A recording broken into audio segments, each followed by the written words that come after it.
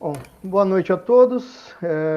Gostaria de agradecer a presença aí de todos os alunos da UDC Medianeira, UDC Centro, Foz, professor Martin, coordenador do curso de agronomia da UDC Centro, professor Adilson, que se faz presente aqui, é nosso anfitrião hoje, e principalmente agradecer ao professor doutor Ivan Schuster por disponibilizar esse tempo aí, disponibilizar o seu conhecimento conosco e que com certeza vai ser de grande valia para todos, muito interessante, espero que todos aproveitem bastante. Professor Adilson, gostaria de convidá-lo para fazer a apresentação do nosso ilustre palestrante de hoje. Certo, boa noite a todos. É uma ótima oportunidade para nós abrilhantarmos essa palestra do professor Ivan Schuster. O professor Ivan Schuster é formado pela Universidade de Passo Fundo, certo, no Rio Grande do Sul. Depois fazer mestrado, doutorado em genética e melhoramento pela Federal de Viçosa. Posteriormente, ele fez o caminho de volta para o Sul, começou agora a trabalhar na Codetec, onde montou toda a estrutura de biotecnologia, num primeiro momento. Depois ele trabalha com a gestão de todo o programa de melhoramento genético da Codetec. Posteriormente, ele passou pela Dow AgroScience e atualmente ele trabalha na Longping High Tech, em Cravinhos, em São Paulo, certo? É um pesquisador de mão cheia, que eu conheço de longa data, e um gestor da mesma forma, tá? São as duas coisas. Então, vai ser uma ótima oportunidade para o Ivan apresentar, né, toda a importância realmente da pesquisa no contexto do dia a dia do agrônomo, do biólogo, das pessoas que estão ligadas do agronegócio. Tá certo, Ivan? Essa é uma apresentação mais ou menos informal, mas eu acredito que a gente é conhecido de longa data. Desejo, nós vamos gostar muito, tenho certeza, da tua apresentação. Tá ok? Obrigado. Obrigado, Adilson, pela apresentação e também pelo convite dessa palestra, né? Obrigado ao professor Marcelo também por ter feito o convite para participar desse momento junto com a universidade, junto com os alunos e alguns dos professores. E eu espero que a gente possa trocar algumas ideias.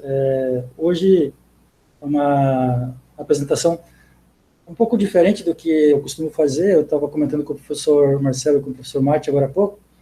Eu costumo dar algumas palestras bastante técnicas, né, para falar de temas técnicos. E hoje eu vou falar de uma palestra mais voltada para o mercado de trabalho. Então, não é uma palestra assim, muito de conhecimento, um pouco de experiências acumuladas ao longo do tempo. O Gilson falou, eu trabalhei muitos anos na Codetec, aí em Cascavel. Depois eu mudei para São Paulo, trabalhei um tempo na Dow, antes da Dow ser vendida, e aí eu continuei na empresa que comprou a Dow, que é a Longping High Tech, e com isso são mais de 20 anos trabalhando em empresas de sementes, né? A gente usa um jargão, né, que a gente chama de indústria da semente, porque exatamente é uma indústria que tem várias etapas, vários componentes, e a gente vai tentar falar um pouquinho disso hoje, sobre esses componentes que a gente tem na indústria. E a minha intenção hoje, falar de mercado de trabalho, eu vou focar no mercado de trabalho, obviamente, para o agrônomo. Nós estamos falando para um público de agrônomos, e eu vou procurar enfatizar um pouco mais para os iniciantes, né?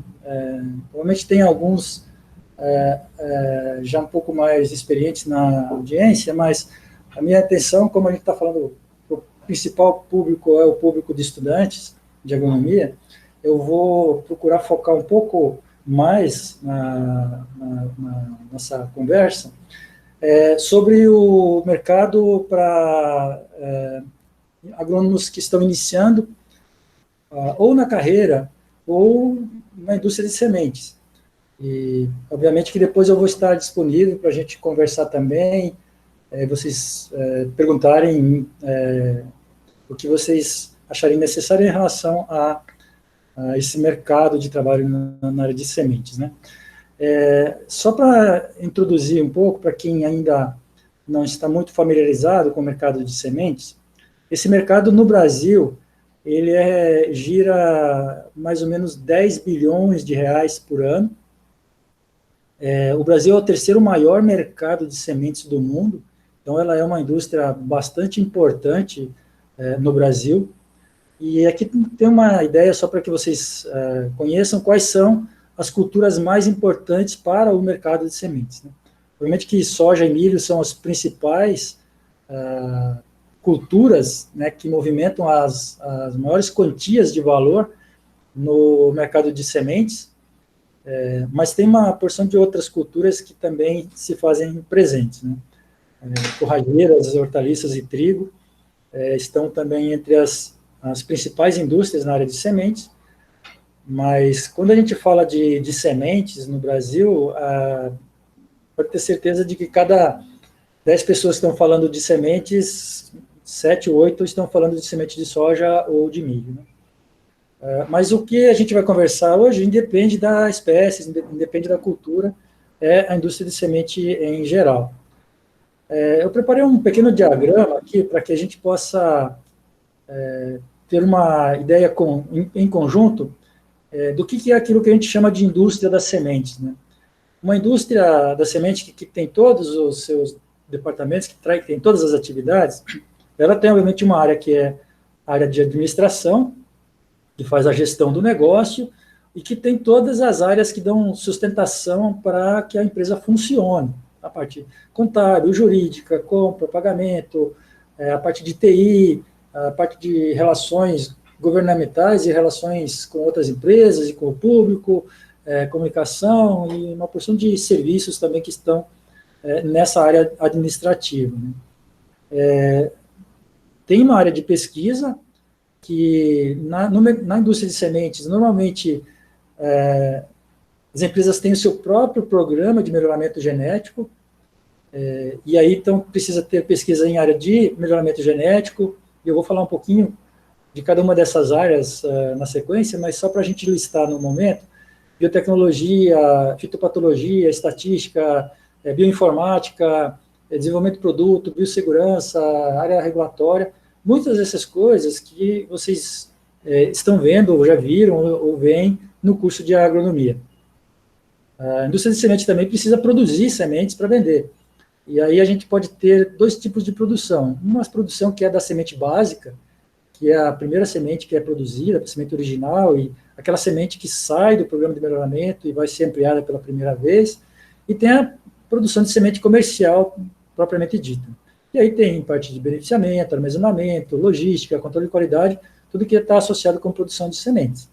E tem a área de vendas e de marketing também, que precisa fazer a difusão do produto, precisa fazer uma política de preço, atribuir valor ao produto que está sendo vendido, tem que fazer a venda, tem que receber, tem que fazer o pós-vendas, tem que manejar um portfólio, tem que fazer toda a parte de relacionamento com clientes, né, tem que abrir mercado, desenvolver mercado, ter canais de relacionamento, canais de vendas, ou, dependendo do modelo de negócio, canais de licenciamento de produtos, enfim. Numa visão mais simplista e mais pedagógica, vamos dizer assim, mais didática, eu costumo dividir a indústria de semente, uma empresa de sementes, nessas 4 grandes áreas.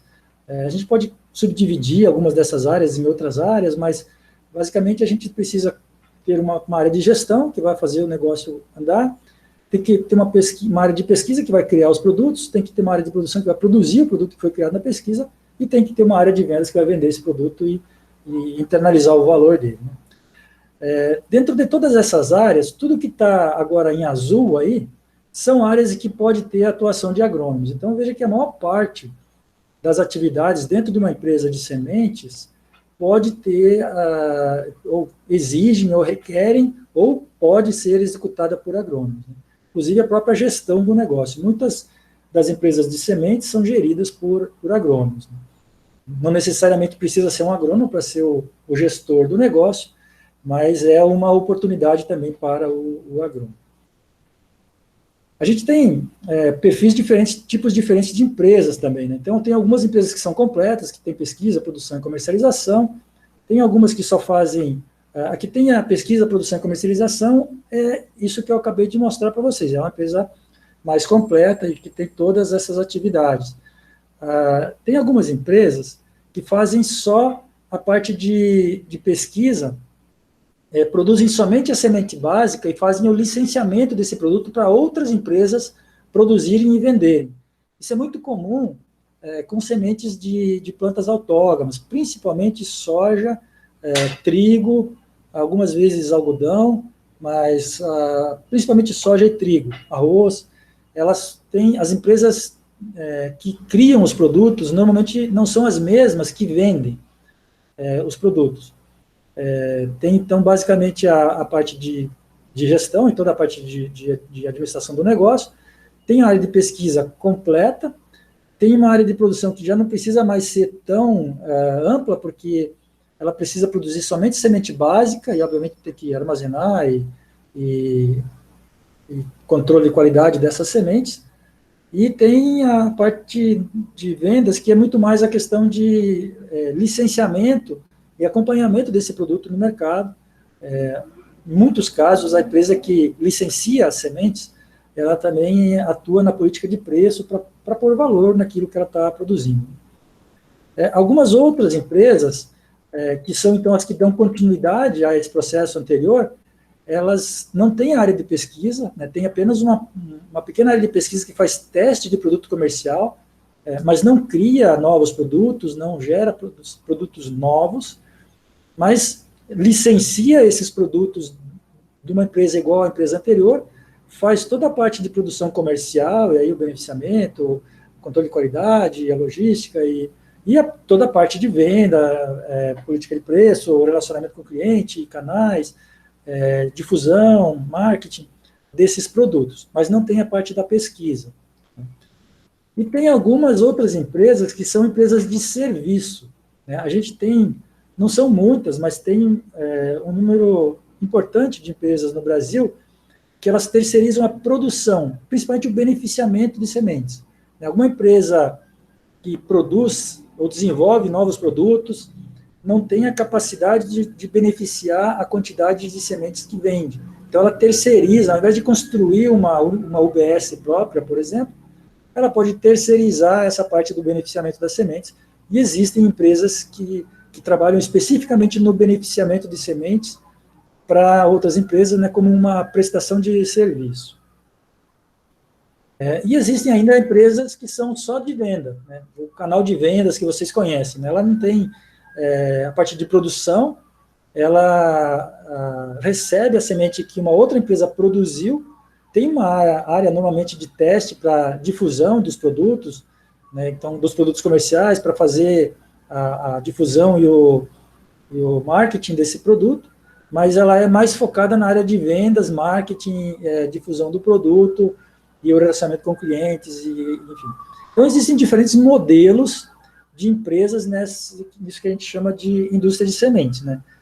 Mas, basicamente, nesses 4 temas, né? Que seja a partir da administração do negócio, a pesquisa, a produção e a venda. E é onde que entra o agrônomo, então, nessa indústria de sementes?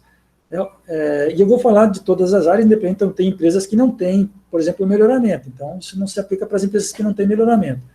Mas na indústria de semente, uma área em que os agrônomos atuam muito, né, diria que 90% pelo menos dos profissionais dessa área são agrônomos, que é a área do melhoramento.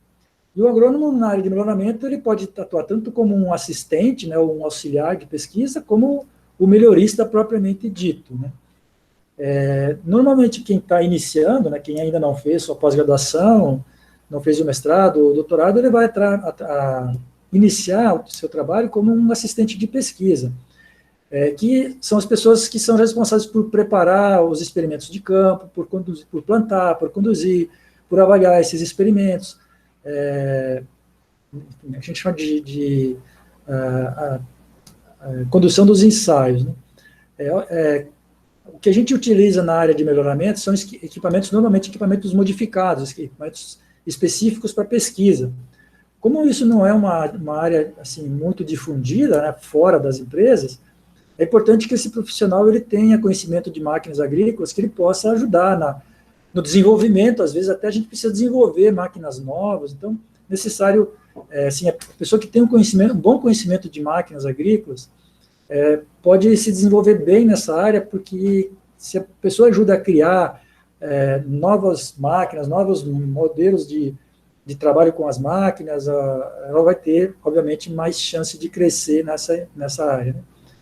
Essa é uma atividade que tem muito trabalho de campo, né? Então, realmente precisa gostar da atividade em campo, e esse trabalho de campo normalmente, ou a maior parte das vezes, em microparcelas, né? Então, as pessoas costumam chamar dos testes em canteiro, né? Não é um canteiro, né? A gente não prepara como se fosse um canteiro, só planta parcelas pequenas para justamente poder avaliar o desempenho de muitos materiais, né?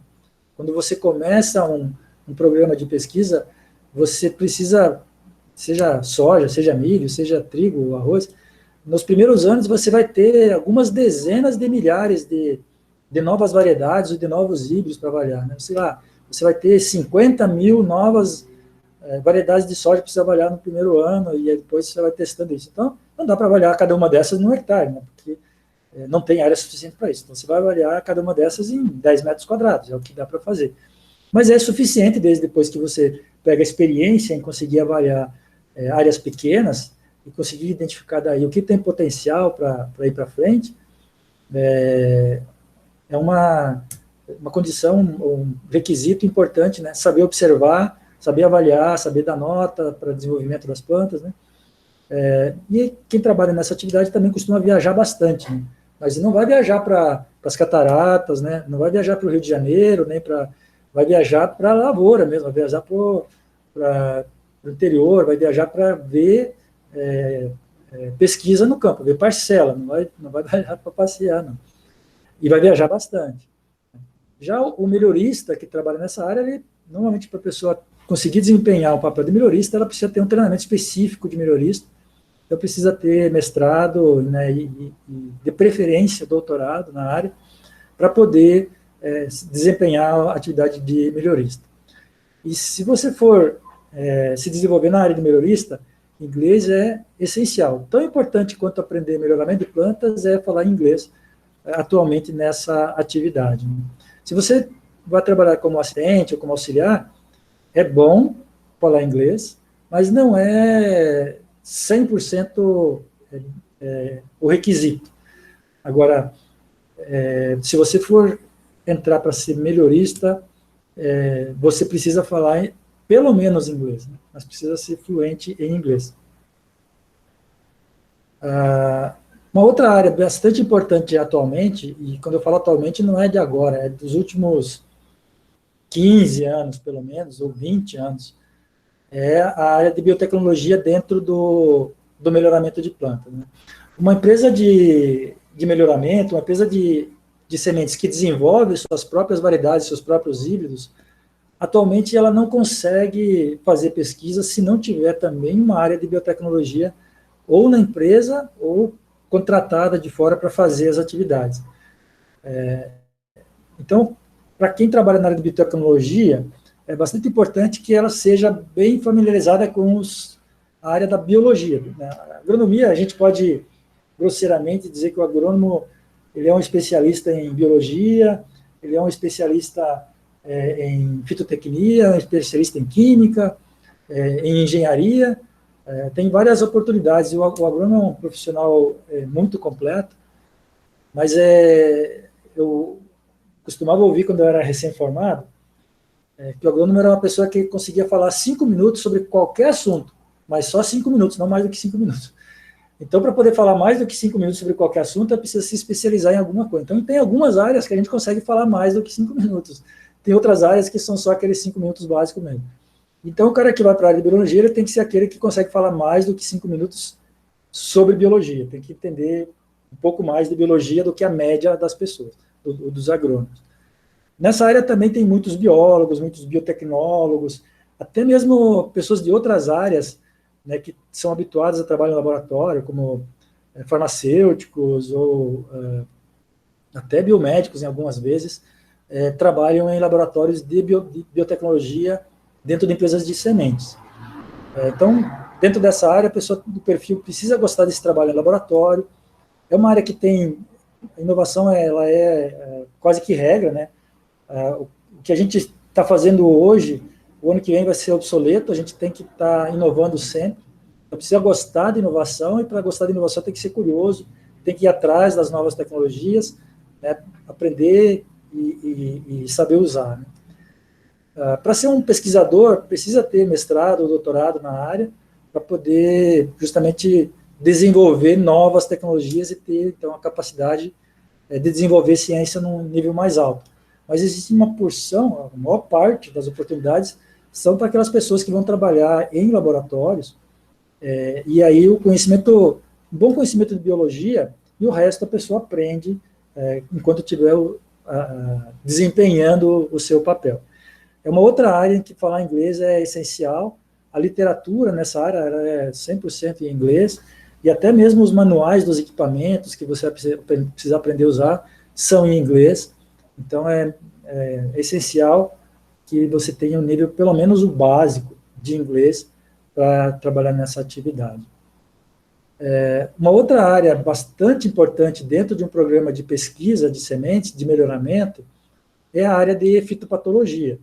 Um dos principais desafios no melhoramento de plantas é desenvolver variedades ou híbridos resistentes às principais doenças.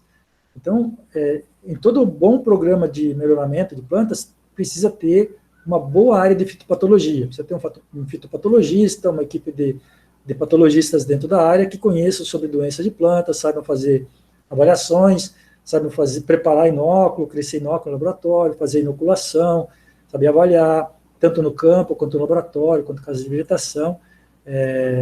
A área de fitopatologia é uma das áreas mais importantes dentro de uma área de melhoramento de plantas. Muito valorizada, né, e demanda bastante profissionais bastante capacitados, né. Essa área, ela interage muito, muito mesmo com a área de melhoramento, porque para a gente poder avançar um híbrido ou uma variedade, a gente precisa saber se ela é resistente às principais doenças, ou a quais doenças ela é resistente, e tem uma interação muito próxima também com a biotecnologia, porque a biotecnologia pode ajudar a resolver alguns desses problemas de resistência a doenças junto com a fitopatologia.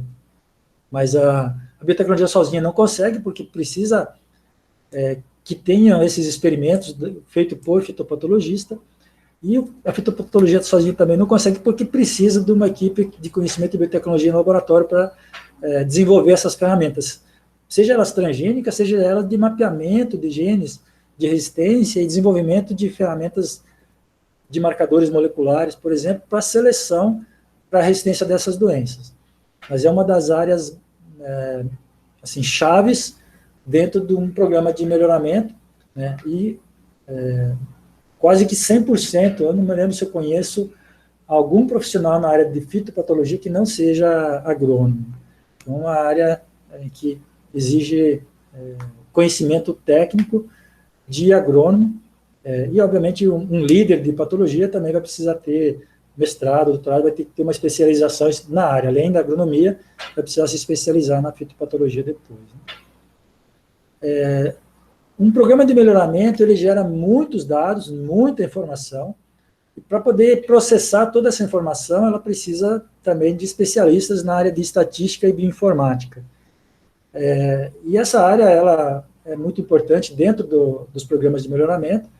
Normalmente, o melhorista, ele tem uma especialidade na parte de análise de dados, então, muita parte da análise de dados já é feita pelo melhorista, e alguns programas de pesquisa maiores, eles tem uma exigência tão grande que eles têm um time específico de estatística e de bioinformática para processar todos os dados. Tanto os dados que são gerados no campo, quanto os dados que são gerados em laboratório, né? Por exemplo, um programa que tem análise de sequenciamento genético para poder ajudar no desenvolvimento de novas variedades, vai gerar milhões e milhões de dados de sequenciamento que tem que ser processados. Então, precisa de alguém que entenda desse processamento para gerar toda essa informação. Nessa área específica, além dos agrônomos, que normalmente são melhoristas, também tem profissionais de outras áreas que atuam, né? Pode ter engenheiros aí, pode ter bioinformatas, que estejam formados diretamente na graduação em bioinformática, vai ter estatísticos mesmo, trabalhando nessa área, não é só para agrônomos, mas tem muitos agrônomos que atuam na parte de análise estatística. Não é nem necessário falar, né, que a pessoa tem que gostar de análise de dados, né, tem que gostar de estatística, tem que ser bom em estatística, né? Matemática não é o caso, né, porque matemática é básico, né? Estatística é uma aplicação da matemática, então é necessário saber o que fazer com os dados e gostar dessa parte de análise de dados.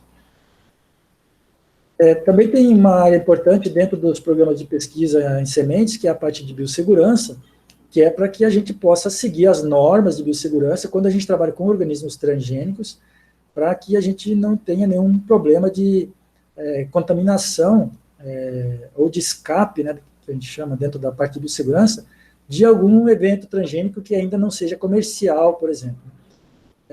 Muitas das comissões ou dos grupos de biossegurança são formados também por agrônomos, mas é uma outra área que tem bastante agrônomos, mas não necessita somente agrônomo, né? Pode ser profissionais formados em outras áreas que tenham especialização em biossegurança e também atuam dentro dessa área nos programas de pesquisa de sementes.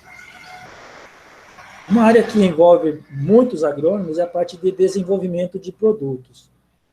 Quando a gente está desenvolvendo um novo híbrido ou uma nova variedade, a pesquisa cria esse produto, faz os primeiros testes para ver se o produto tem potencial, então parte lá de 50 mil, 70 mil novos produtos todos os anos, trabalha com isso durante 2 ou 3 anos, para selecionar os que têm maior potencial, e aí reduz isso para uns 40, 50 produtos. E aí, esses 40 ou 50, isso varia, pode ser 20, pode ser 50, pode ser mais, depende do tamanho do programa de pesquisa. Esses produtos, depois de já passado por esse crivo inicial, eles passam para uma fase que a gente chama de desenvolvimento de produto, em que esses produtos novos híbridos, ainda experimentais, eles vão ser testados em muitos locais, 50, 100 ou mais, 200 locais, para ver aonde que esses produtos se adaptam melhor, para ver se eles realmente têm potencial para virar um produto comercial. E normalmente é um time dentro da pesquisa, esse time pode estar dentro da pesquisa, pode estar dentro do marketing, pode estar dentro da área comercial, depende muito de como que a empresa enxerga isso. Mas não deixa de ser uma pesquisa, e esse time desenvolve esses testes de produtos.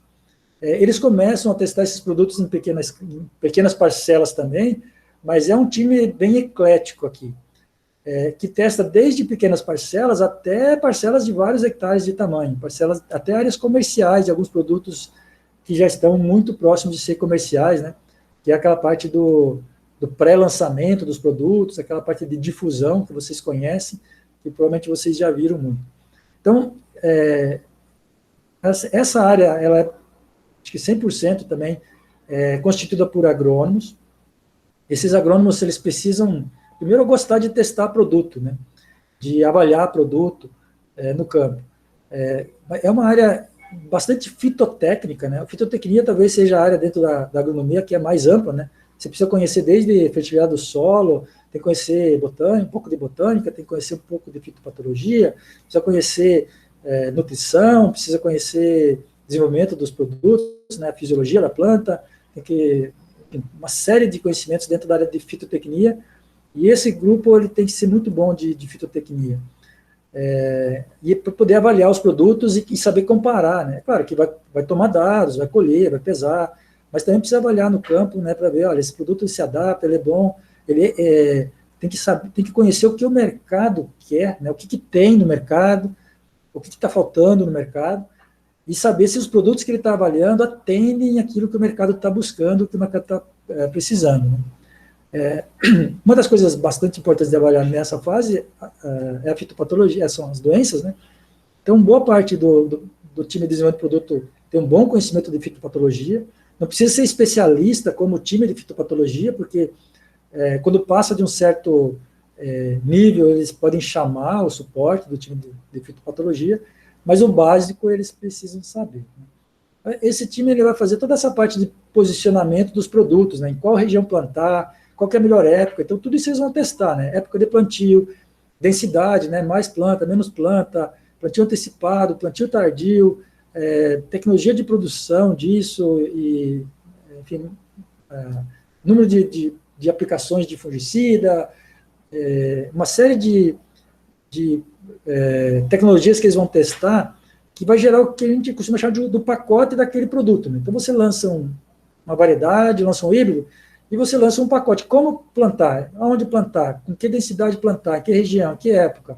Tudo isso sai desses trabalhos do time de desenvolvimento do produto. Esse é o time que mais conhece do produto. A pesquisa desenvolve, né, o melhorista desenvolve, cria os novos produtos, mas o time que leva ele para o mercado, que é o desenvolvimento do produto, no fim, ele acaba conhecendo mais o produto do que o próprio melhorista que criou ele. Então, esse time tem um conhecimento tão grande dos produtos que eles estão desenvolvendo, e esse conhecimento ele é adquirido com os testes que ele vai fazendo, com a observação que ele vai fazendo ao longo do tempo, que é esse time que dá depois o treinamento para o marketing, para a área comercial, para que eles possam saber vender esse produto, aonde posicionar. É esse time também que prepara a maior parte dos dias de campo, que apresenta a maior parte dos dias de campo. Então, quando você vai no dia de campo, normalmente você vai estar encontrando lá com algumas equipes do desenvolvimento do produto daquela empresa, que vai receber diferentes nomes, dependendo da empresa, mas é o time que desenvolve os produtos, que pega o produto da pesquisa e desenvolve ele para o mercado. Essa é uma das principais portas de entrada de agrônomo para as empresas de sementes, porque precisa de muitos agrônomos. O agrônomo, quando ele começa nessa atividade, ele vai receber um monte de treinamentos, então ele não precisa ter uma especialização muito grande, precisa ter um bom perfil, né, para gostar dessa atividade, mas é uma das principais portas de entrada. As pessoas que começam trabalhando nessa área se desenvolvem e vão crescer nessa área. Muitas vão trabalhar alguns anos nessa área, mas elas vão ver que, mas eu estou vendo que aqui na empresa tem uma área de produção e eu gosto mais de produção, e essas pessoas vão para a área de produção. Tem outras que se identificam muito com a pesquisa, elas vão trabalhar um tempo aqui, mas depois ela vai ser direcionada para a pesquisa, porque vai ser dada uma oportunidade, enfim. Muitas dessas pessoas vão depois para a área de vendas também, porque tem um contato muito próximo com vendas, e acabam vendo que, na verdade, ela gosta mesmo de vendas. Enfim, as pessoas que começam a trabalhar nessa área, elas acabam indo para uma porção de áreas diferentes na empresa, né? Tanto que boa parte dos presidentes de empresas que eu conheço começaram como desenvolvimento de produto, e depois passaram por várias outras áreas dentro da empresa e conheceram tão bem a empresa que viraram presidente. Então, é uma área que é uma das principais portas de entrada e é uma das principais áreas de desenvolvimento profissional dentro de uma empresa de sementes. Tem toda a parte de produção de sementes, né, e aí a gente tem dois tipos de produção, né, a semente básica, que é produzida em pequenas áreas, que é uma fase que a gente ainda não tem definido qual produto vai para o mercado. Então, às vezes, o cara tem lá 50 variedades ou híbridos diferentes para ampliar, para produzir, ou linhagens para ampliar. E desses, depois, meia dúzia vai virar comercial só, mas ele tem que estar ampliando a semente disso. Então, como são muitos produtos, ele não consegue fazer isso em muitas áreas. Então, esse cara vai produzir semente em 1 hectare, em meio hectare, em 1.000 metros quadrados. É uma área de semente que vai produzir pequeno volume de semente de muitos materiais, e como ele está produzindo muitos materiais, ele tem que ter um foco muito grande na pureza da semente para evitar a contaminação.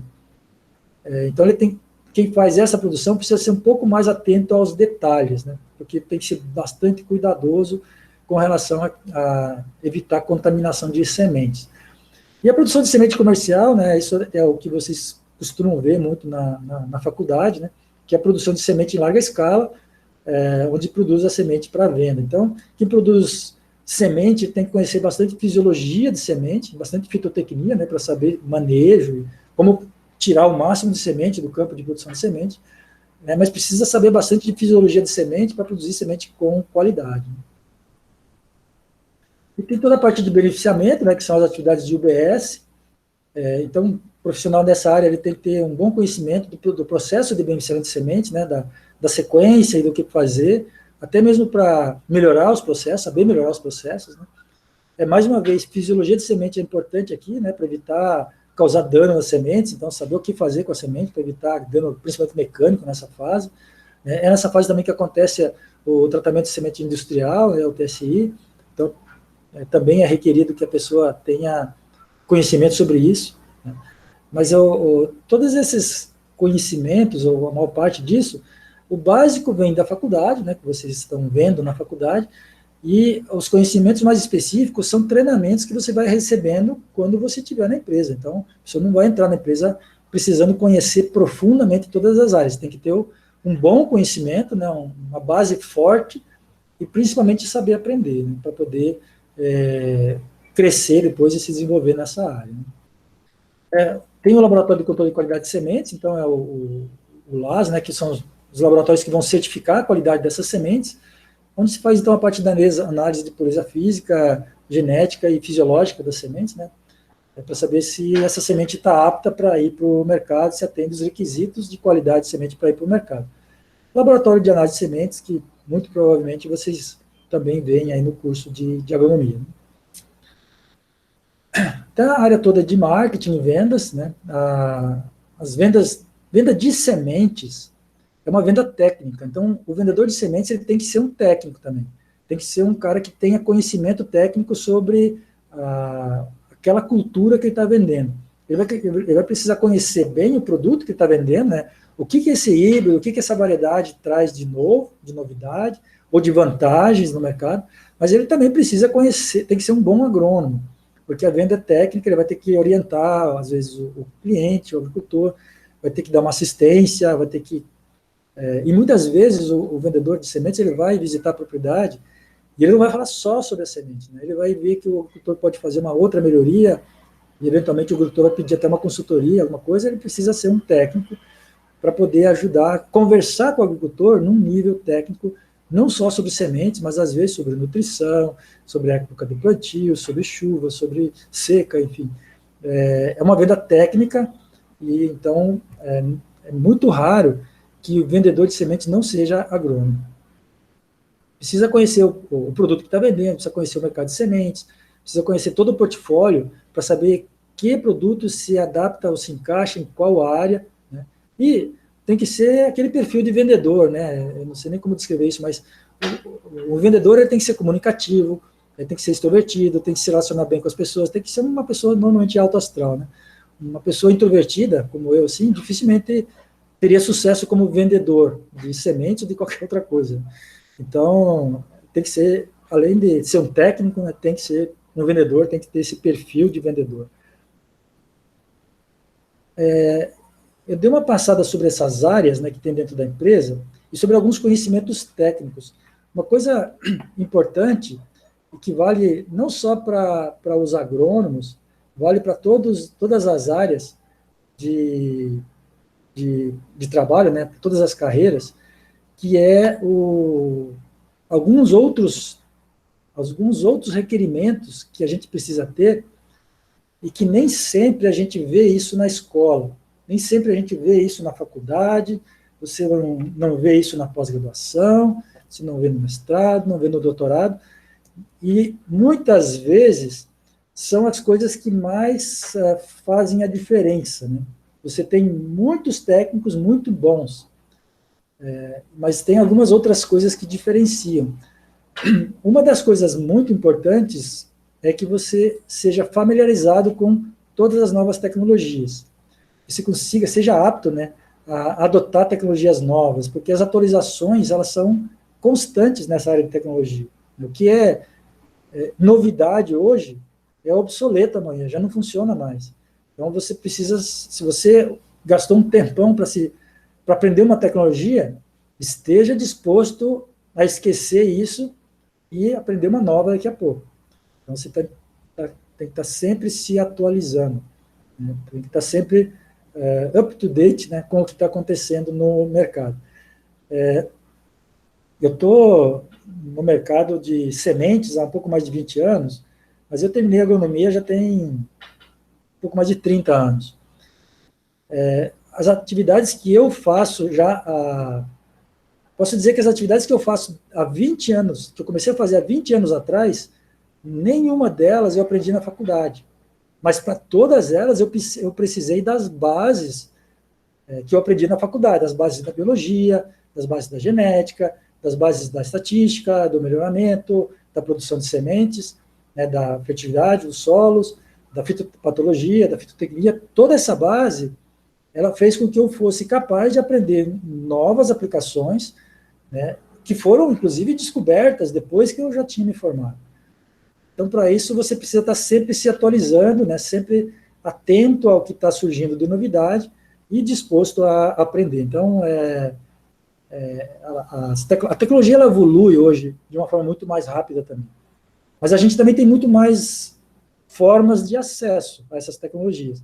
E a gente tem que saber usar isso para o bem, né, para o aprendizado e para o desenvolvimento. A gente tem que saber utilizar as ferramentas do Office, principalmente, né? Tem que saber usar bem o Word, saber formatar, saber editar, tem que fazer uma boa apresentação do PowerPoint, tem que saber usar bem o e-mail, mas de tudo isso, você tem que ser bom nisso, mas se você pudesse te dar um conselho, nenhuma dessas outras coisas que eu falei antes, você deve deixar de fazer, mas se você puder, seja íntimo do Excel, aprenda as funções, as ferramentas, você pode fazer análise de dados, você pode aprender um monte de programações diferentes, desenvolver programas e criar ferramentas, você vai usar um monte de ferramentas que a empresa vai disponibilizar para você, mas nada substitui uma boa, velha planilha de Excel, uma boa macro de Excel, para que você possa tratar seus dados bem, né? Claro que você também vai usar outras informações, mas eu diria que se você tem intimidade com Excel, você faz a diferença, você consegue tratar melhor os seus dados, consegue capturar mais informações, e, consequentemente, você cria valor para a empresa, e você cria valor para o seu trabalho dentro da empresa, porque você vai mostrar a eficiência. Então, se eu puder dar um conselho para você, que vai trabalhar com agronomia, em qualquer área, seja íntimo do Excel. Aprenda a usar, se você ainda não sabe, né? Mas não só fazer meia dúzia de gráficos, faça gráficos elaborados, né? Procure entender as ferramentas disponíveis. Excel tem uma quantidade gigantesca de ferramentas que a gente não usa direito, né? E quanto mais você puder aprender, mais diferencial você vai ter no mercado. Provavelmente isso não vai fazer com que você seja contratado por ser um especialista, mas ele vai ser uma ferramenta que vai te ajudar a crescer dentro da empresa depois que você estiver mostrando o que você sabe fazer com essa ferramenta. Você, em qualquer área do mercado de trabalho, precisa saber se comunicar, né? Uma comunicação objetiva, clara, bem elaborada. Você precisa se fazer entender fácil, ou seja, não ser muito enrolado ao falar, né? Falar de uma forma que as pessoas entendam a mensagem que está sendo passada de maneira bem clara. Então, a boa comunicação, ela evita ruídos, né? Uma comunicação deficiente, ela começa a deixar dúvidas e aí começa a gerar alguns comentários, né? Será que a pessoa quis dizer o que ela quis dizer? O que ela quis dizer com isso? Então, se comunicar de forma objetiva, bem clara, se fazendo entender, passando a mensagem de uma forma bastante clara, é uma forma de também ser reconhecido e crescer dentro do mercado de trabalho, né? E principalmente saber escrever bem. Hoje a gente usa muita comunicação escrita, seja por aplicativo de mensagem, seja por e-mail, seja por relatórios que você precisa enviar. Você precisa escrever muito. E é muito importante que você escreva bem. Quando você estiver escrevendo um relatório, um e-mail, para um colega de trabalho ou para um superior, e você escrever algumas palavras erradas, já cria uma impressão muito ruim de cara. Pode ser que você seja um excelente profissional, você tem um monte de conhecimentos, mas se a sua carta de visita for uma escrita ruim, já vai criar uma certa barreira em relação a isso. E, principalmente, a comunicação profissional, ela tem que ser uma comunicação clara, então evitar jargões que é costume de utilizar na internet. Quando você for escrever profissionalmente, um e-mail, um relatório, uma mensagem profissional, procure utilizar o português correto. Uma mensagem num grupo de amigos do próprio trabalho, mas que não seja profissional, você vai escrever da forma que você achar melhor. Mas quando for profissional, procure escrever corretamente. E é importante saber se comunicar em inglês. O mercado de trabalho, na maior parte, é globalizado. As empresas de sementes, as grandes empresas de sementes no Brasil são multinacionais. As principais oportunidades de trabalho que talvez você tenha vai ser em empresas multinacionais. E dependendo da área que você vai atuar, o inglês vai ser obrigatório. Dependendo da área, ele vai ser só importante. É bom ter, né? Nice to have. Bom ter. Tem outras áreas que não tem necessidade, mas para você fazer carreira e para você crescer, você precisa saber falar inglês, porque à medida que você vai ocupando posições superiores dentro da empresa, você vai precisar se comunicar com alguém de fora. Se a empresa que você for trabalhar for multinacional, com seus próprios colegas. Se você trabalhar numa empresa nacional, essa empresa vai se relacionar com empresas estrangeiras. Então, à medida que você começa a ganhar espaço dentro do mercado de trabalho, você vai precisar se comunicar com alguém que não fala português. Então, inglês é importante e faz a diferença. Tem empresas que o inglês é mandatório para você ser contratado como agrônomo. Tem empresa que não contrata agrônomo que não fala inglês. Tem outras empresas que é um diferencial. Se você tiver no mesmo nível que um outro candidato, se você falar inglês e o outro não, você vai ser preferido. Mas procure falar inglês corretamente. Além desses aspectos que são técnicos, né, que a gente comentou, que são muito importantes, né, você precisa ter um nível de conhecimento técnico elevado para você conseguir um bom emprego, tanto na área técnica agronômica, quanto nesses outros aspectos que eu comentei com você, sobre comunicação, sobre o inglês, sobre a informática. Isso é muito importante. Você precisa ter uma porção de conhecimentos nessas áreas. Mas os aspectos comportamentais, esses realmente fazem a diferença quando você vai entrar no mercado de trabalho. Porque conhecimento técnico você adquire. Você pode ter uma deficiência em algum conhecimento técnico hoje, e você ser contratado por uma empresa, e você vai ser treinado, e você vai se desenvolver naquela área técnica. Porque conhecimento técnico é fácil de ser adquirido. Comportamento já é mais difícil. Um hábito, um vício comportamental que a pessoa tenha desde muito tempo, é difícil de mudar. Não é impossível, né? A gente pode criar hábitos. E se você observa que você tem um tipo de comportamento que não é legal, ou que não é desejável, você consegue, com treino, mudar isso. Isso a gente chama de criar um hábito. Quando você era criança, você não gostava de escovar os dentes, mas você era obrigado a fazer, e aí você ia, e de repente isso virou um hábito. Ninguém mais precisa mandar você escovar os dentes, você vai lá e faz, porque é um hábito, você criou esse hábito.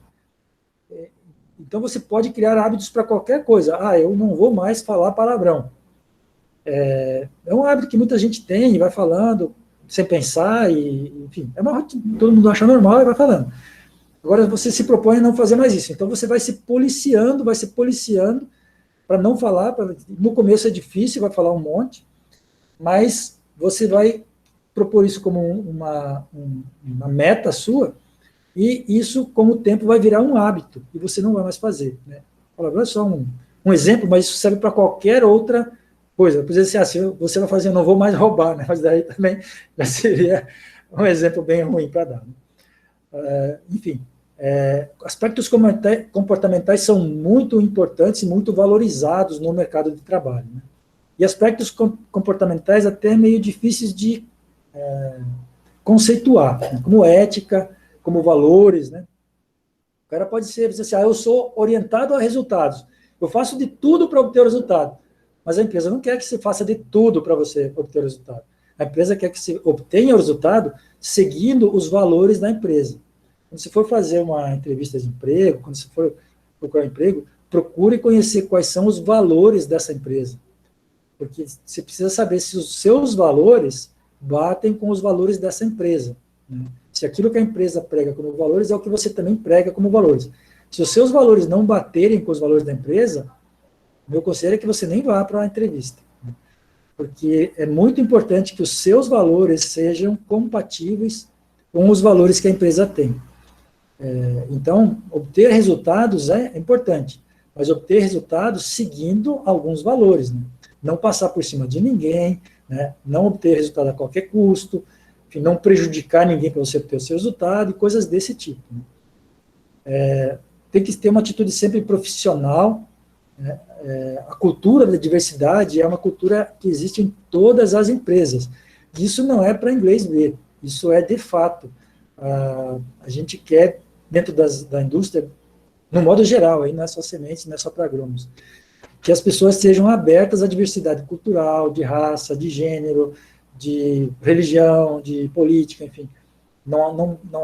Se você demonstrar algum tipo de preconceito, raramente isso vai ser alinhado, né, com os valores das empresas. E uma coisa muito importante para que você possa ser valorizado no mercado de trabalho é cuidado com as suas redes sociais. Você vai para uma entrevista de emprego, e tem muitas empresas que, antes de entrevistarem os candidatos, elas dão uma procurada para saber quem é essa pessoa. E eles vão ver suas redes sociais, vão ver uma porção de outras coisas. E aí, se a sua rede social é cheia de mensagens de ódio, de rancor, de xingamento, você já vai chegar lá na entrevista de emprego com um dossiê seu. Então, se quer ser um profissional bem-sucedido, tome cuidado com as suas redes sociais, né? As empresas não toleram o ódio, não toleram o preconceito, o racismo. Vejam o que aconteceu recentemente com o próprio Facebook, né? As empresas estão deixando de anunciar porque elas não querem ver a sua imagem associada com alguns tipos de mensagem de ódio. E se a empresa não quer nem ver sua imagem associada lá no Facebook, imagina associada com um profissional seu que esteja associado com esse tipo de comportamento. Então, tome cuidado com aquilo que você está divulgando em seu nome. Uma coisa muito importante dentro de uma empresa, para que tenha sucesso, é trabalho em equipe. Ninguém faz nada sozinho, né? 1 mais 1 sempre é mais que 2, existe muita sinergia quando a gente trabalha em equipe. Então, o espírito de colaboração, o espírito de ajuda, né? A empatia, né?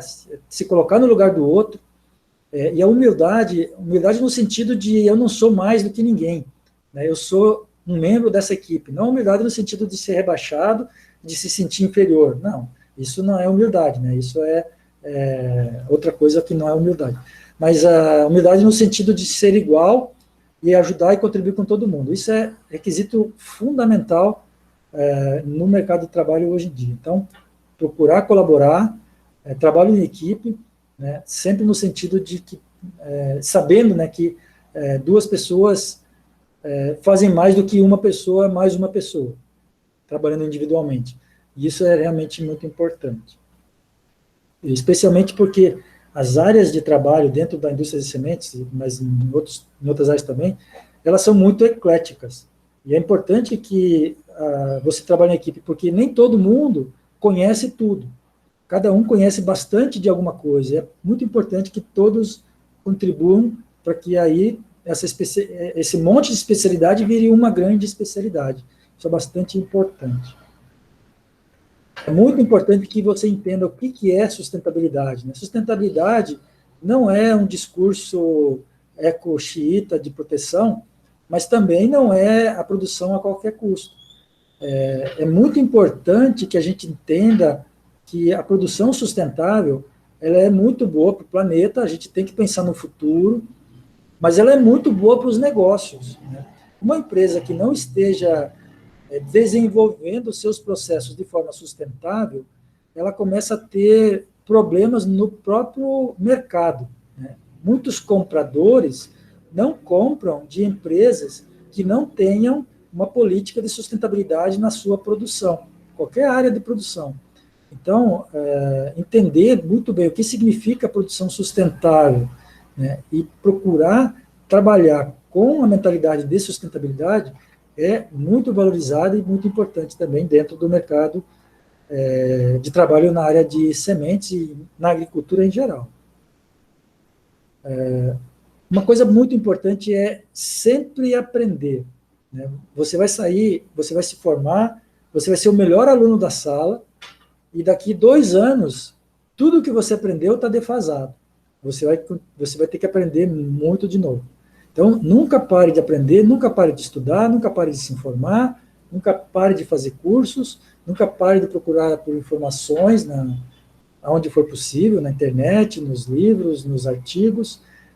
E uma coisa importante é aprender a aprender, né? Porque depois que até você se formar, seus professores estão aí para ajudar vocês no que vocês precisarem. Até você se formar, você está livre para cometer todos os tipos de erro. Aproveite para errar um monte enquanto você está na faculdade, porque depois o seu erro vai custar mais caro. Então, não deixe para errar depois de sair da faculdade. Aproveita para errar bastante agora, para não precisar errar depois. E aprenda a aprender, porque depois que você saiu da faculdade, seu professor não vai estar lá toda hora te ajudando. Então, você vai ter que aprender a aprender sozinho, aprender aonde buscar o conhecimento, aonde que estão as novidades, aonde que estão as inovações, para ir atrás dessa informação e saber como aprender isso sozinho, sem gastar muito tempo. E se você consegue aprender, você procura ensinar também, porque ensinar é uma ótima forma de aprendizado.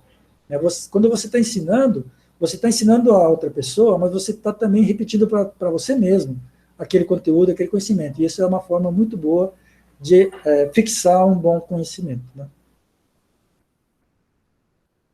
Bom, agora vamos considerar que você entrou numa empresa de sementes ou uma empresa do agronegócio.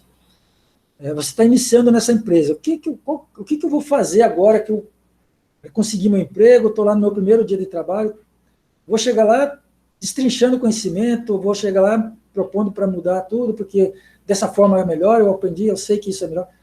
Como que eu vou me comportar quando eu entrar no ambiente de trabalho? Primeira coisa, observe o ambiente da empresa, observe como que as coisas funcionam, né? Para não dar muita bola fora no começo, gasta um tempinho e tal, observando como que isso funciona, né? Procura conhecer esse processo, né? Pergunte para as pessoas que podem te ajudar nesse começo, né? E nessa fase precisa ter bastante cuidado, né, com os excessos, né? Primeiro, não perguntar em excesso cada detalhe, tente fazer perguntas mais importantes, aquelas que realmente vão te ajudar. Não ficar a cada coisa diferente, ficar perguntando, mas também não fique sem perguntar nada, né, porque pode mostrar uma falta de interesse, né? Se você também não... eu sei tudo, não vou perguntar nada. Precisa saber como isso funciona. Então, algumas coisas você precisa procurar perguntar. Mas cuide com excesso, nem muito pouco, nem ao extremo, né? Procure, no começo, alinhar as expectativas com a sua liderança primeiro, né? O que é esperado que eu faça, né? Então, precisa alinhar isso com a sua liderança. Você vai trabalhar numa equipe, né? Essa equipe vai ter um líder. Procure conversar no início com essa liderança e ela provavelmente vai te dizer o que ela espera que você faça, né? Então, procure alinhar essas expectativas para saber o que é esperado de você exercendo a função que você vai exercer. Mas procure ser você mesmo. Não tente forçar um comportamento que não é seu, porque você não vai conseguir fingir isso por muito tempo, né? Então, também procure não forçar amizades, deixa que as coisas aconteçam, né? Uma amizade forçada ela é percebida e pode ser mal percebida, né? Algumas coisas importantes você tem que ser pontual, né? Algo no começo não pode dar mau exemplo, precisa ter a mente aberta para novas experiências, novos aprendizados, né? E sempre disposto a aprender, né? E a entregar aquilo que é esperado do seu desempenho.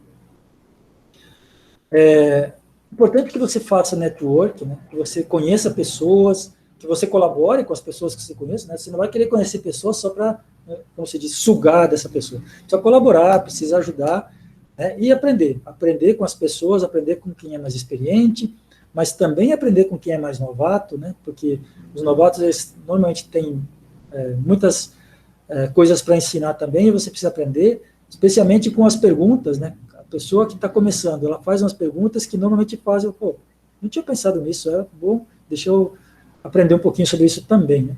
Então, mas é importante que você tenha um bom network, conheça bastante pessoas, procure aprender com essas pessoas. A experiência nunca é demais, e uma boa rede de relacionamentos é bastante importante, né? E, por fim, sucesso, né? Quando você ingressar no mercado de trabalho, espero que todos vocês tenham sucesso, que vocês consigam se encaixar, né, dentro do ambiente que vai ser criado para o trabalho, e que vocês consigam desempenhar o seu melhor papel e ajudar as empresas a se desenvolverem. O seu crescimento dentro de uma empresa, ele é sinônimo do crescimento da empresa e da equipe com que você está trabalhando. Você só consegue crescer se a empresa crescer e se a equipe onde você está trabalhando crescer junto. Então, você não vai poder ter sucesso sozinho, você vai ter que ter sucesso junto com um grupo de colegas e junto com a própria empresa. Ok, eu estou finalizando a apresentação e agora eu vou devolver para o Marcelo, e o Marcelo conduz se a gente tiver perguntas ou alguns comentários para a gente poder fazer na sequência. Ok, muito obrigado, foi bastante bacana e muita informação legal, principalmente para quem está saindo da graduação e daqui a pouco entrando no mercado de trabalho, né? Nós temos vários acadêmicos que estão nesse momento dando os últimos passos dentro da faculdade, né? Defendendo os seus trabalhos de conclusão e estão aí querendo, né, saber como que faz agora, né? Antes da apresentação nós estávamos comentando isso, né? Tem muita gente que está naquela angústia. E agora, né? Como que faz agora? O que faz agora, né? Porque realmente é uma preocupação de todos, né? Então, quando você tem essas dicas aí que são extremamente importantes, vai dando aquela luz, vai abrindo os horizontes aí, né? Então, muito obrigado, foi bastante importante essa fala, tá? Alguns pontos que é bacana da gente frisar, né, que acho que todo professor acaba falando um pouquinho para os alunos no decorrer do curso, mas que é bom ver alguém que está lá na empresa falando isso, né?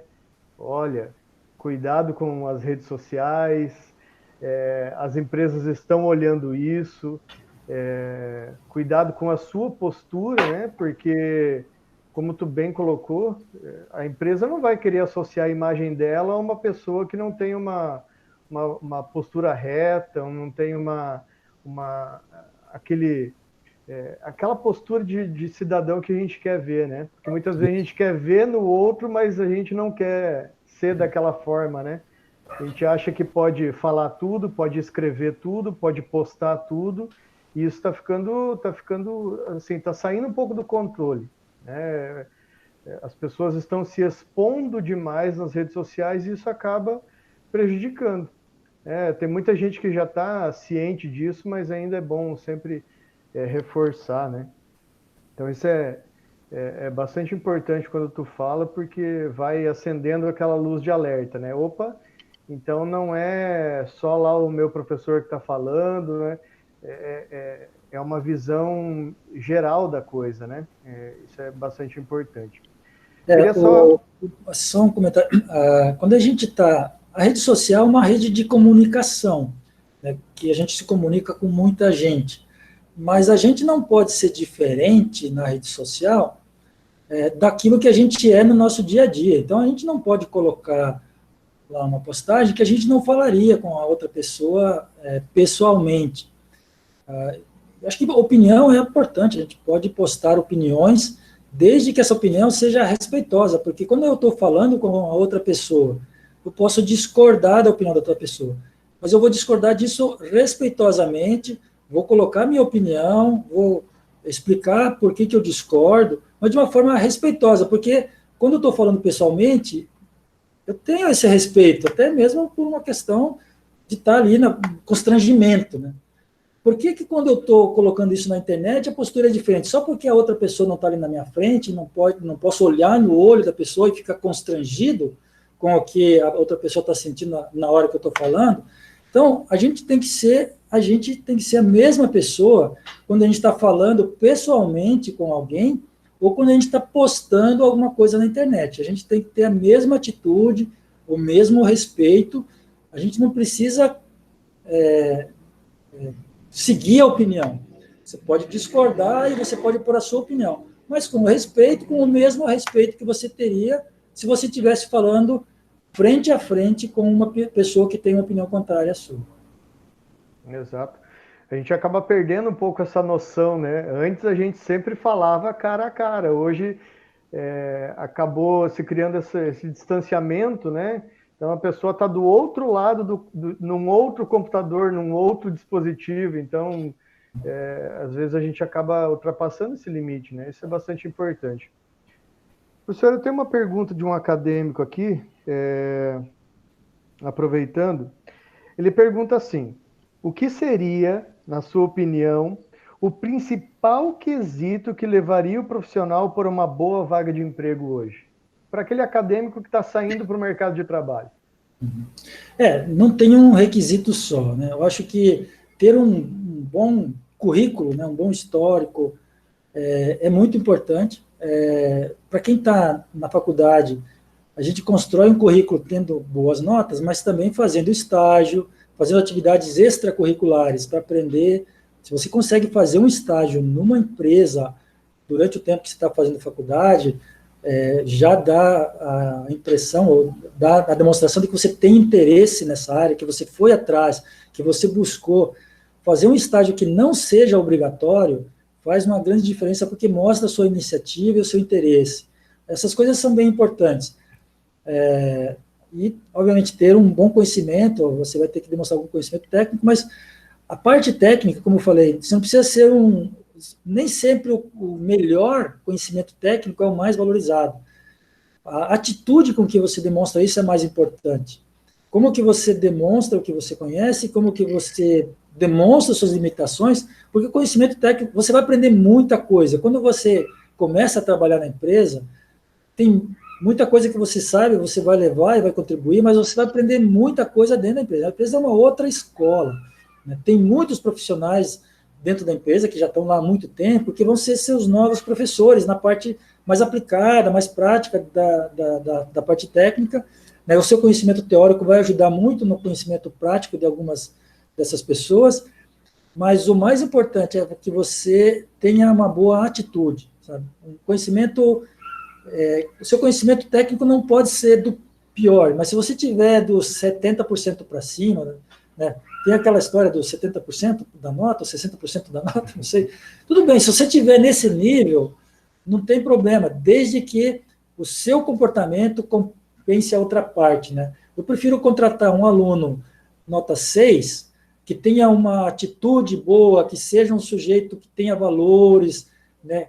Que é difícil conceituar ética, né? Mas que ele tenha princípios éticos alinhados, retos, porque isso é difícil de corrigir, mas a parte técnica esse cara vai aprender, do que contratar um cara que foi sempre nota 10, mas que os valores deles não batem, que o cara passa por cima dos outros para conseguir vantagem, que a pessoa não respeita, que ele é muito individualista, é tudo por ele, que ele quer ter uma pressa grande de virar o presidente da empresa e vai passar por cima de tudo. Então, as atitudes, o comportamento, isso faz uma grande diferença. Mas uma forma de avaliar essa atitude é também a proatividade que você teve ao longo do curso que você fez, né? Então, para quem está terminando, infelizmente, essa orientação vem tarde, mas para quem está começando, procure fazer estágios por sua conta, né, também, não só o que é obrigatório, não faça só o que é obrigatório. Se você faz só o que é obrigatório da faculdade, você não se diferencia de ninguém. Tem muita gente igual a você. Agora, o que você faz de diferente por sua própria iniciativa, isso demonstra sua proatividade, né, seu interesse em aprender, em ir atrás das coisas, e isso tem um valor enorme. Certo. Tem uma outra pergunta aqui de uma acadêmica. Qual a maior dificuldade que tu encontrou para chegar onde está hoje? Essa é uma, acho que é uma pergunta que muitos gostariam de fazer aí, né? Dificuldades, eu acho que eu faço uma coisa que eu gosto muito de fazer, né? Meus filhos, às vezes minha família critica que eu trabalho muitas horas por dia. Eu estou trabalhando em home office, mas eu trabalho 12 horas. Por quê? Porque eu não sinto como um trabalho, é uma diversão. Do mesmo jeito que você sente prazer lá jogando videogame, eu sinto prazer de fazer essas planilhas que eu estou fazendo aqui, porque é a minha diversão. Então, eu não sei se eu vou dizer assim, qual dificuldade, mas talvez um requisito faça aquilo que você gosta de fazer. Se você faz o que você gosta de fazer, as suas dificuldades não são dificuldades, os seus desafios, na verdade, são motivações que você tem para fazer as coisas, né?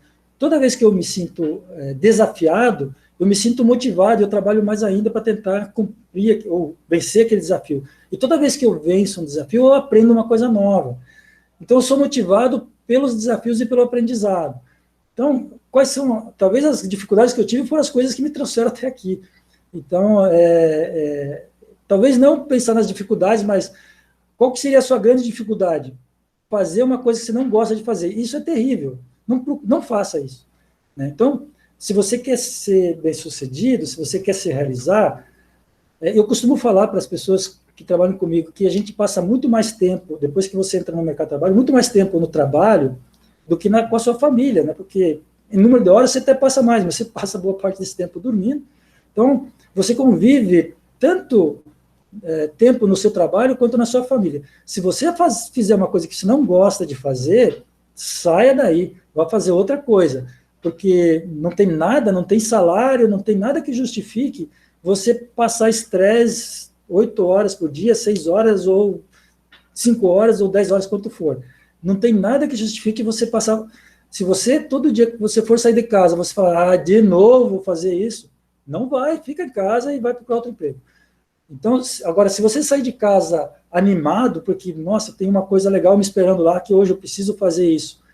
Hoje eu vou aprender, vou vencer esse desafio, eu vou aprender como se faz esse negócio. Se isso te motiva a sair da cama de manhã, você certamente vai ser bem sucedido. Ok. Tenho mais uma pergunta, depois eu abro para o professor Martin, professor Adilson. Aproveitar que o pessoal está mandando aqui, isso é bacana, né?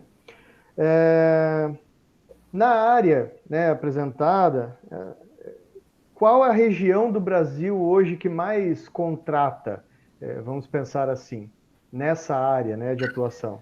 Uhum. As áreas onde tem mais agricultura e onde tem mais soja e mais milho. Então, você vai ter bastante oportunidades no Paraná, no Rio Grande do Sul, mas vai ter muita oportunidade no Mato Grosso, em Goiás, Mato Grosso do Sul. Onde tem agricultura, vai ter oportunidade para o agrônomo. Mas, assim, a gente tem épocas que a gente contrata mais numa região, mas na outra em função, às vezes até de substituição, como eu falei, as pessoas, elas mudam muito de posição dentro da empresa, né? Uma pessoa que hoje está fazendo produção de sementes, na outra hora ela vai estar fazendo vendas, se ela tiver perfil. E uma área que eu falei que contrata muito, que é principalmente a área de desenvolvimento de produto, ela está no Brasil inteiro. E assim, é onde as pessoas costumam mudar muito, porque essa pessoa, uma hora, ela tem perfil mais para venda, ou mais para pesquisa, e ela vai acabar sendo promovida para uma dessas áreas. Ou mesmo ela vai ser promovida para uma gerência dentro do desenvolvimento do produto, e talvez tenha que mudar de região, e acaba que tem sempre renovação. Mas onde tem agricultura, eu diria Paraná, Mato Grosso, talvez sejam as maiores regiões, mas Goiás é grande, Mato Grosso do Sul é grande, Rio Grande do Sul é grande, onde tem agricultura, tem oportunidade. Ok, professor. Professor Adilson, professor Martin, querem colocar alguma coisa, alguma pergunta? professor Márcio está no mudo. Ah, tá. Eu tenho uma pergunta, Adilson. Não sei se tu talvez queira fazer antes, Adilson. Você tem alguma coisa para colocar? Não? É assim, professor, esses dias nós estamos vendo, né, de cada 3 profissionais contratados no país, um está relacionado ao agronegócio, né? E desses 3 aí, 60% são engenheiros agrônomos, né? Tem uma área muito promissora, uma área muito forte nessa área, né? Sim. Dificilmente, se você for, depois de formado, se você for empenhado, interessado, curioso, você vai estar desempregado, dificilmente. Nossa área é uma área muito forte hoje, né? Professor, eu tenho uma perguntinha aqui do aluno.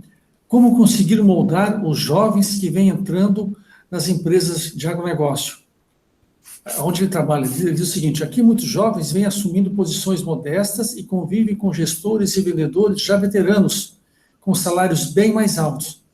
Como moldar esses jovens? Porque hoje essa geração quer tudo para ontem e eles não têm nada, e não têm aquela perseverança e o pensamento para o futuro. Em algumas áreas, eu posso dizer que existe mesmo uma dificuldade nisso, né?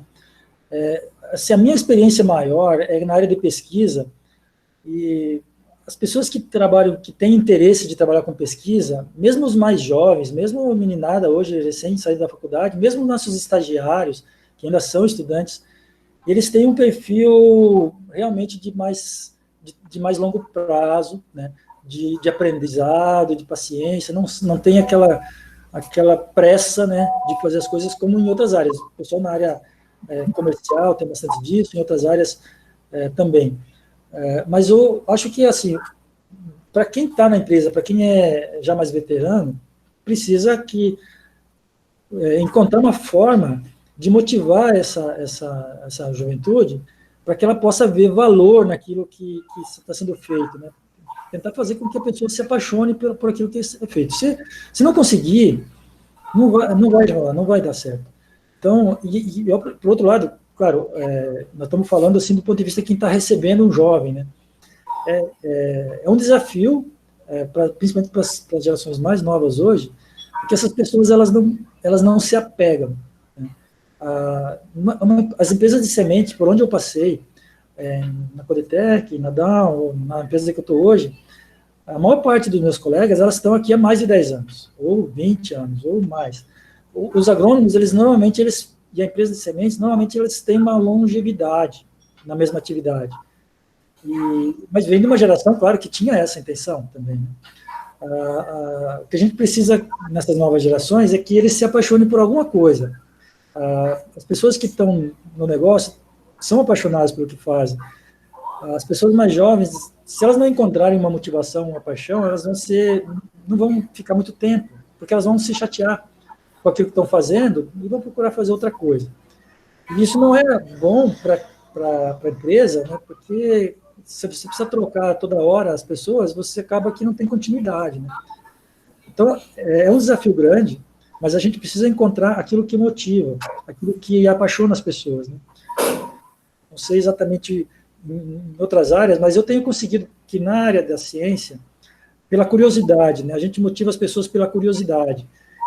Eu acho que, pelo menos as pessoas que procuram fazer estágio, ou que procuram de trabalho na pesquisa, elas têm um perfil de curiosidade, né? E a gente faz com que elas se apaixonem pela ciência, pela curiosidade, né? Se desenvolvam nisso. E, assim, eu não tenho tido esse problema na área de pesquisa, mas eu vejo isso, mesmo dentro do agronegócio, que as pessoas elas entram em algumas áreas e não conseguem se identificar muito porque não tem muito interesse em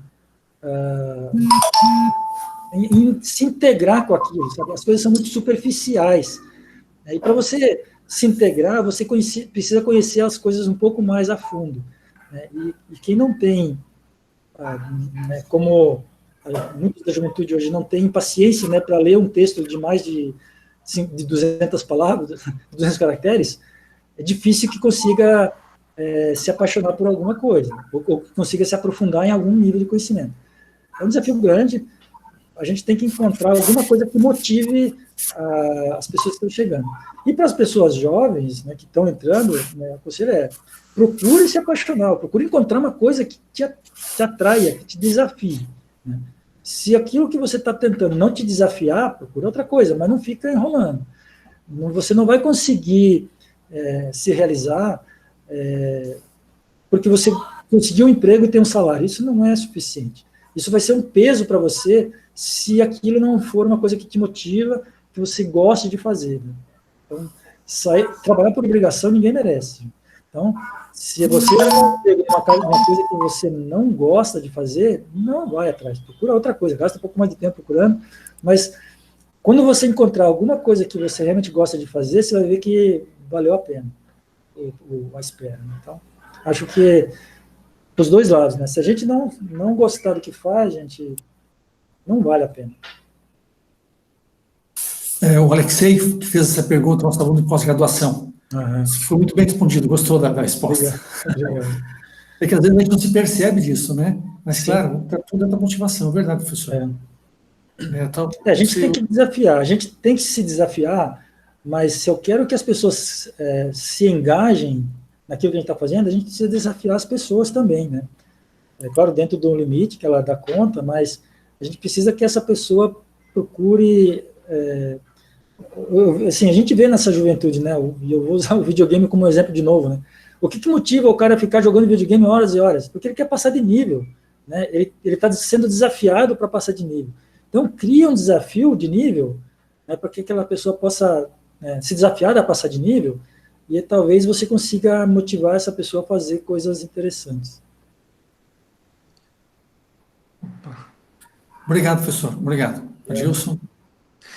Eu gostaria de fazer uma pergunta, é uma mistura de pergunta com expor um pouquinho o Ivan, no seguinte: nós somos numa região oeste, que é caracterizada por estudantes, grande parte são filhos de agricultores ou tem uma relação com a agricultura muito forte. Direto e indiretamente está envolvido, todo o oeste do Paraná. E aí, o que eu vejo quando eu gostaria que você falasse um pouquinho da tua origem, até para mostrar, você tem histórico do Rio Grande do Sul, problemas de saúde, e nada impediram para você chegar onde você está hoje. Isso é muito importante, estou falando, porque isso não é questão de choramingar, passado, dificuldade, mas nós temos que pensar que a autoestima ela tem que estar dentro da gente, e com muita resiliência para suportar muitas dificuldades. Eu tenho certeza que você, todos os dias, existe exigências, cobrança de família, todos os problemas com toda pessoa normal tem. Eu acho que era muito importante, Ivan, você falar um pouquinho disso, porque dificuldades existem, né? E aí, ele já... Não precisa detalhar, né? Não precisa detalhar, só eu acho importante falar um pouquinho. Eu acho que a gente tem que ter atitude positiva, sabe? A gente tem que... aquela história do copo meio cheio, meio vazio é clássica, mas a gente tem que ser positivista, a gente tem que sempre olhar para o lado positivo das coisas, né? Estava conversando com o professor Marcelo mais cedo, né? Sobre essa crise da pandemia, mas tem muita oportunidade, tem muita coisa sendo criada, e essa oportunidade que a gente está conversando aqui é uma delas, né? A gente não pensaria antes de fazer uma conferência online para tratar desse assunto. Provavelmente a gente ia marcar uma palestra, eu não ia ter tempo de ir, porque ia gastar uma semana para ir e voltar, enfim. Mas a gente está conhecendo novas oportunidades e aprendendo, enfim. E tem muita coisa que vai ficar para frente. Então, a gente tem que olhar com atitude positiva e tentar tirar o proveito, né?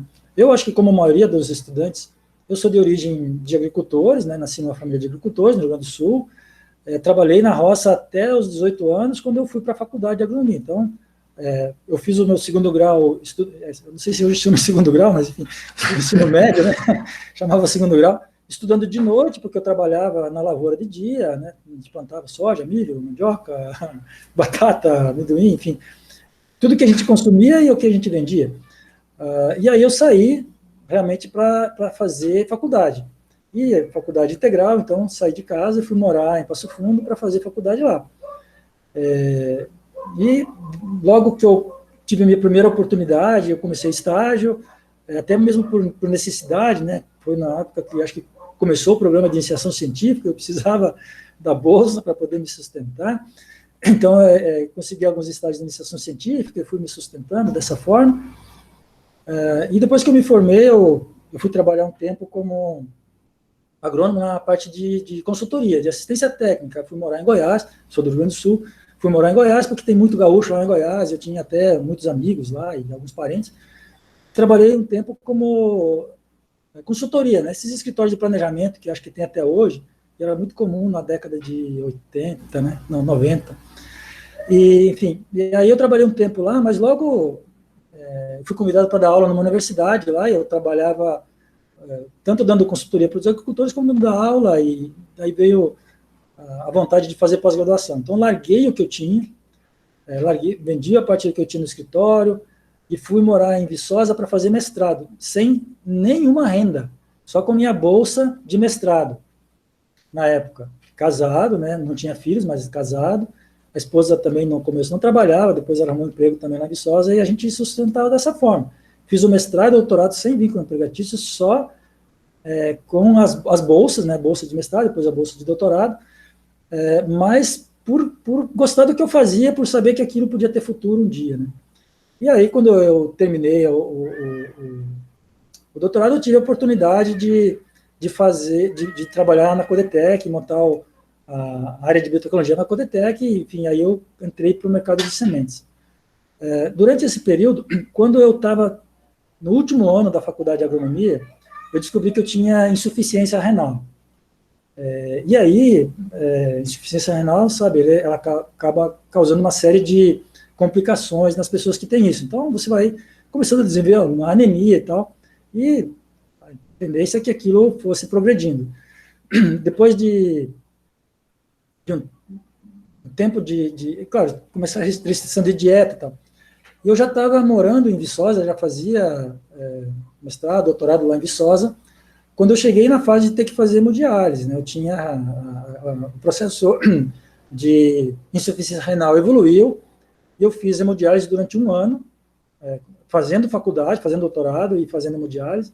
Saía da sala de hemodiálise, voltava para o laboratório para terminar de fazer meus géis lá no laboratório. E depois desse um ano de hemodiálise, eu fiz um transplante renal. O transplante resolveu o meu problema, e eu convivi com isso durante 15 anos. Aí, depois de 15 anos, já estava em Cascavel, estava na Codetec, e, claro, essa tendência que a doença volte, a doença voltou, e eu tive que voltar a fazer hemodiálise lá em Cascavel, trabalhando na Codetec, fazia hemodiálise, fiz hemodiálise durante um ano e meio, trabalhando o tempo todo, né? Na época era o líder de pesquisa, gerenciava todo o programa de pesquisa da Codetec, e fazendo hemodiálise durante um ano e meio, fiz um segundo transplante, funcionou de novo, sou um cara abençoado, tenho 4 rins hoje, enfim, e hoje eu estou nesse segundo transplante, tenho, assim, saúde boa, tenho todos, mas eu sou imunossuprimido, então hoje eu sou de risco para o problema do coronavírus, estou em quarentena, sem sair de casa há 4 meses, mas trabalho todos os dias, nada falta, consigo fazer minha atividade remotamente, né? Eu lidero um grupo de pesquisas dentro do laboratório, interajo com uma porção de outros departamentos dentro da empresa, a gente faz várias reuniões por dia e eu consigo tocar minha atividade assim. Então, eu tive alguns percalços, né? Pode ser algumas dificuldades, mas eu nunca pensei que isso pudesse causar em mim alguma limitação, porque eu conseguia fazer minhas atividades normalmente, um pouco de esforço, mas eu acho que o que ajuda a gente nessas horas, e aí raramente eu faço disso, me pegou aqui, falo sobre o meu problema de saúde, mas acho que talvez como motivação, eu nunca, na verdade, nunca mesmo pensei que eu fosse passar muito tempo com problema de saúde. Eu sempre soube que a situação seria passageira. E eu acho que essa atitude ela é muito importante. A gente precisa saber que tudo na vida da gente passa de fato, as coisas boas e as coisas ruins. Então você tem que viver aquele momento. Se o momento é bom, viva o momento, aproveite aquele momento, porque ele também vai passar. Se o momento é ruim, ature o momento, porque ele vai passar. É só uma fase. Você logo vai estar do outro lado. Então esteja preparado, porque quando você estiver do outro lado, você consiga seguir normalmente. Então, acho que o importante é que a gente tenha uma visão positivista. Mas você não pode ser só otimista. Você tem que fazer por onde. Então, se você tem um problema de saúde, você seja otimista, mas se trate, vá atrás também, não deixa na mão de Deus, né? Você tem que ir atrás do médico, enfim, se tratar direitinho, se cuidar. Se você precisar fazer uma dieta, faça dieta. Se você precisar tomar um remédio, tome um remédio. Se precisar fazer exercício, faça exercício. Ou seja, faça a sua parte. Mas corra atrás. Aquilo que depende de você, você precisa fazer. Mas a gente pode fazer de tudo. A gente tem somente que olhar para aquilo que pode ser feito e não para aquilo que podia ter sido feito. Aquilo que não dá para fazer, gente, nem gasta tempo com isso. Né? Gasta tempo com aquilo que se pode fazer e aquilo que vai para frente. Aquilo que, mas se eu tivesse feito, não, se você tivesse feito, não existe. Então, o que eu posso fazer? Né? Eu estou num momento de dificuldade, o que depende de mim para me sair desse momento? Enfim. Mas eu acho que o que motiva a gente são os desafios e eu vou dizer para vocês, certamente se eu tivesse fazendo uma atividade, ou uma faculdade, ou lá no mestrado, ou no trabalho, uma coisa que eu não gostasse de fazer, uma coisa que não me motivasse, eu poderia me entregar, sei lá, para a doença e entrar numa depressão, alguma coisa desse tipo. Agora, eu tinha o que me motivava, então eu estava lá fazendo hemodiálise, mas eu estava pensando, onde que eu parei, o que eu vou continuar, como que eu vou resolver essa situação, como que eu vou criar esse novo procedimento, enfim. Porque, então eu não vivi aquele momento, aquilo era só uma passagem. É só umas horinhas que tinha que passar ali e pronto. Não tem muito o que ficar lamentando por aquilo, você tem que pensar para frente. Então, acho que sim, procure fazer o que você gosta de fazer. Não existe dificuldade quando você faz aquilo que você gosta de fazer, aquilo que te desafia. Eu acho que as pessoas, e eu vejo muito isso pela juventude, né, tem muita dificuldade de saber o que gosta de fazer. Né? Talvez esse seja um grande desafio. Né? O que eu gosto de fazer? O que me desafia? Tem que tentar entender isso. Né? Eu acho que o papel dos mais experientes é tentar ajudar a identificar isso. Né? O que desafia as pessoas para que as pessoas possam se engajar num projeto, possam se engajar na sua própria carreira, para que possam se desenvolver. Né? Isso não tem idade, né, Ivan? Não Isso não tem idade, né? Não tem. Não tem idade. A gente trabalha, e às vezes quando eu me lembro da minha idade, eu falo, não pode ser. Eu ainda tenho 20 e poucos anos, ainda estou com o gás de fazer aquilo tudo de novo, fazer todas as... Porque é muito divertido fazer uma coisa que te anima a fazer, né? E ainda tem gente que paga você para fazer isso, então melhor ainda, né? Eu não sei se eu posso fazer uma pergunta, Gilson, tu vai fazer alguma? Não sei. Não, quero. Não, fica à vontade. Professor, pode ser, Marcelo? Não sei se tu quer dizer alguma coisa. Não, fica à vontade. Professor Ivan, não sei se eu posso fazer uma pergunta ainda. Lógico, claro. Mas antes de fazer a pergunta, o professor Ricardo pediu que desse os parabéns ao senhor. Gostou demais. Nosso professor Ricardo, professor de sementes, de fertilidade. Muito obrigado, professor. E ele fez a seguinte pergunta: a agronomia é uma área com uma essência prática muito forte. No entanto, o conhecimento teórico é fundamental para dar o norte nas tomadas de decisões em qualquer atividade do agronegócio. Qual a sua opinião sobre o desafio de abordarmos temas de agronomia de forma quase exclusivamente teórica em tempos de aulas remotas? Algum conselho para os alunos que estão ansiosos para ter essas aulas? Olha, eu acho que agronomia é uma disciplina, um curso prático, mas o Adilson comentou antes aqui, grande parte dos alunos, e eu senti isso porque quando eu entrei na faculdade, a parte prática eu praticamente conhecia toda, porque a gente fazia isso no nosso dia a dia. Grande parte dos alunos, ele que vem da área rural, eles já têm esse conhecimento prático e, claro, precisam aperfeiçoar. E falta mesmo é o conhecimento teórico. E das duas coisas, o mais difícil é o conhecimento teórico, o mais difícil de fazer, sabe, de adquirir. A prática, ela é rápida de adquirir. E eu vou compartilhar um exemplo, talvez dois. Quando eu acabei de me formar na agronomia, eu falei antes, eu fui morar em Goiás. E eu fui dividir uma casa, uma república, com um outro sujeito que tinha acabado de se formar em Viçosa. Então, nós dois chegamos lá, cada um fazer o seu trabalho, claro, ele ia trabalhar para uma empresa de química, se eu não me engano, e eu estava trabalhando nessa parte de consultoria. Esse cara, ele tinha um conhecimento teórico absurdo, e eu, todo orgulhoso, que eu era um cara que sabia fazer as coisas na prática, tal, tinha feito um curso que tinha muita prática e tudo mais, e aquele cara não sabia nada, não entendia nada, ele tinha um conhecimento teórico absurdo, mas ele não tinha colocado um dia a gente foi fazer, ele foi junto comigo, por regular uma plantadeira, eu era craque em regular plantadeira, era orgulhoso, o cara não fazia ideia de como botar a mão na plantadeira. Em 2 dias o cara estava regulando a plantadeira, só que o conhecimento teórico que ele tinha, eu não tinha. Mas o conhecimento prático que eu tinha, ele tinha pegado em 2 dias. Então, isso em outras situações. Então, a faculdade, é ótimo você fazer prática, claro, você não pode sair sem ter a prática, mas não é a hora de você aprender teoria, é a hora de você se aprofundar no conhecimento teórico, porque isso é o que vai te ajudar no futuro. A prática você vai aprender, você vai, né, mais cedo ou mais tarde, você vai aprender a fazer, e muita coisa que você vai aprender a fazer na prática, na faculdade, você vai fazer diferente depois lá fora, porque são outras máquinas, outros equipamentos, outros processos, enfim. Agora, você vai entrar no mercado de trabalho, vai ter alguma atividade prática que você vai fazer, você nunca fez, você vai aprender aquilo num dia. E todo o conhecimento teórico que você tem vai ajudar você a melhorar aquela prática ou melhorar aquele procedimento. Então, eu não tenho muito receio em relação à questão de você ter mais prática ou menos prática na faculdade, desde que você tenha uma boa formação teórica. Uma boa formação teórica das bases da agronomia. Você precisa conhecer fisiologia, fertilidade, fisiologia, entomologia, fitopatologia, fitotecnia.